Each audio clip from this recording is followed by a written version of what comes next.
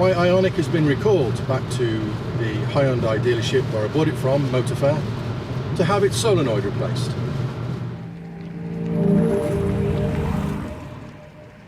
It's early February 2019. Last year in September, when the Ioniq went in for its 11-minute first service, I was told that it would need to go back at some point to have the solenoid replaced. I've had a look on the interwebs about this, and apparently some people have had an issue where the solenoid in the charge port has locked and they've been unable to unplug the charge cable, which is obviously a bit of an inconvenience. So that's where I'm going today, over to Motor Fair. At the same time, the service department are going to replace the broken plastic luggage net pivoting clip. It's just a piece of plastic, and it got broken the other day. I mentioned it and they said they would replace it under warranty. And if all that goes to plan, then that would be fantastic. My sat-nav of choice is still Waze, running through Apple CarPlay. My ETA at Motor Fair is 13:36. Actually, it's gone up to 13:37. There's a bit of a traffic queue on the M42. The weather's not brilliant, it's February. So let's see how accurate Waze is, because it presumably knows about this traffic delay. I love the little yellow light in the wing mirror, the blind spot detection warning light.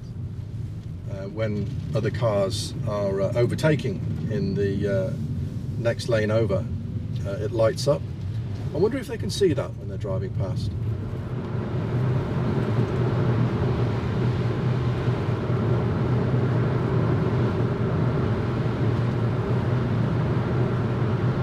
Had somebody query the location of the rear camera of the dash cam, saying that the lower portion of glass gets way dirtier than the upper portion, which is true, it does.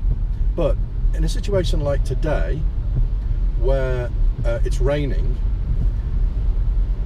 you can see that the rain collects on the upper portion of glass,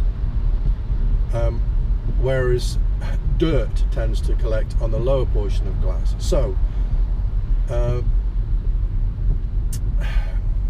mean, you know, there isn't a rear windscreen wiper, is there? So it's going to get dirty. So which one's going to have the best visibility as far as being able to see through it with a dash cam? It's difficult to say, really. The lower portion of glass here is really dirty, but then it hasn't been cleaned for days. And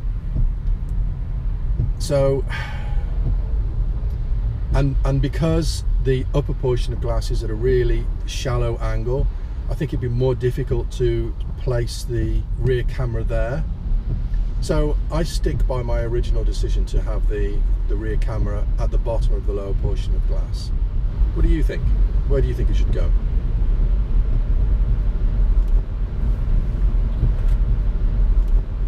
Here we are. So we've arrived at 13:38. You've arrived at your destination.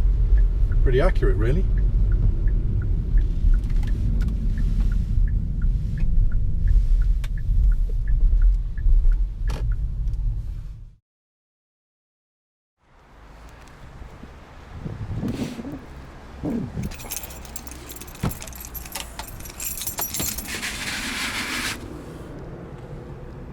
Yay. As usual, the dash cam continues to record when the ignition is on, and after getting home and reviewing the video, I noticed this. The mechanic had put safety barriers around the work area, which is presumably required when high current electrics are exposed, like when the solenoid unit is changed.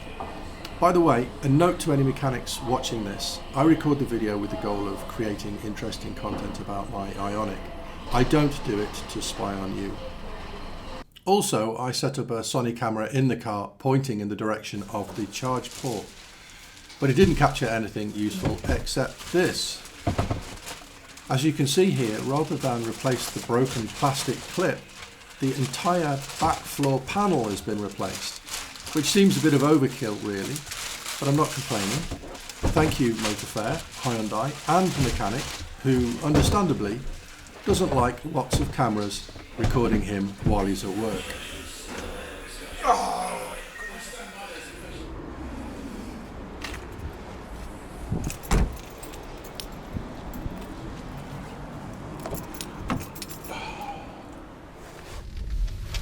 I've had the opportunity while I've been here to talk to both Martin, the salesman who originally sold me the Ioniq, and a couple of guys in the service department, one of whom works on all of the Ioniq EVs. So this solenoid issue, it's affected Ioniqs that have been manufactured between August 2016 and October 2017.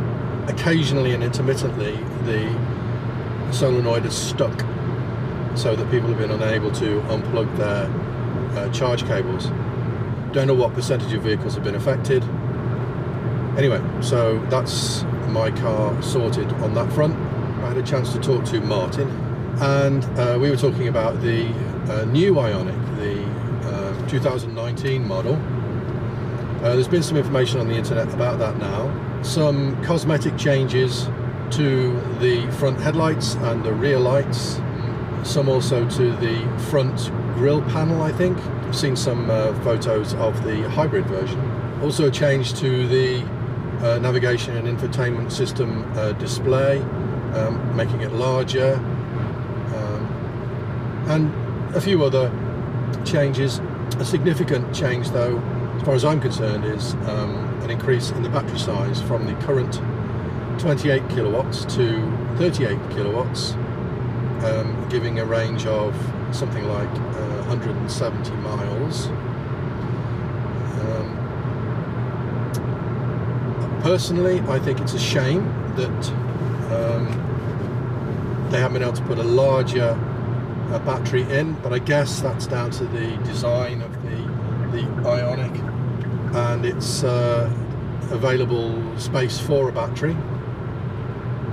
I don't know whether they've actually put a physically larger battery in there, or they're just able to increase the battery density by a significant amount. I guess more information about that will be coming soon. So will I be upgrading from my 2017 Ioniq to the new one? Don't know yet. Depends very much on the price, the upgrade price. Residual value of Ioniqs, EVs, at least, I don't know about the hybrids, but the EVs is really good. They're rare and they're popular, so they tend to hold their value. So we'll see later on in the year, I guess, when dealers will get their prices.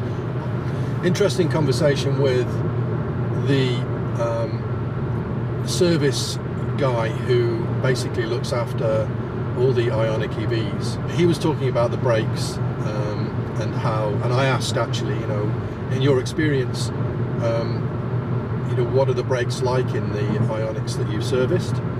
And he said that they're like new. Brakes are hardly, the brake pads are hardly ever worn, and that includes a car that had done 90,000 miles. He said the brake pads were like new. So I thought that was quite interesting. I find it funny actually, because that mechanic basically said that they'd had a customer phone up asking how the Ioniq can be serviced in 11 minutes. Now that obviously goes back to the video I made last year after I timed how long my first service took. And that was a kind of accidental thing. It's just so happened that the ignition was on when they did the service, and the whole thing was recorded on my dash cam. So it was a trivial exercise then in subtracting the time the work started from the time it finished, and it being 11 minutes. Anyhow, they said they had a chap phoning up mentioning that thank you for coming with me on this little journey today. I hope you enjoyed it. If you did, maybe think about clicking the like button and maybe even subscribe and click the little bell to get notified next time I upload a video about the Ioniq. Meanwhile, safe driving, and remember, the night is long and full of terrors.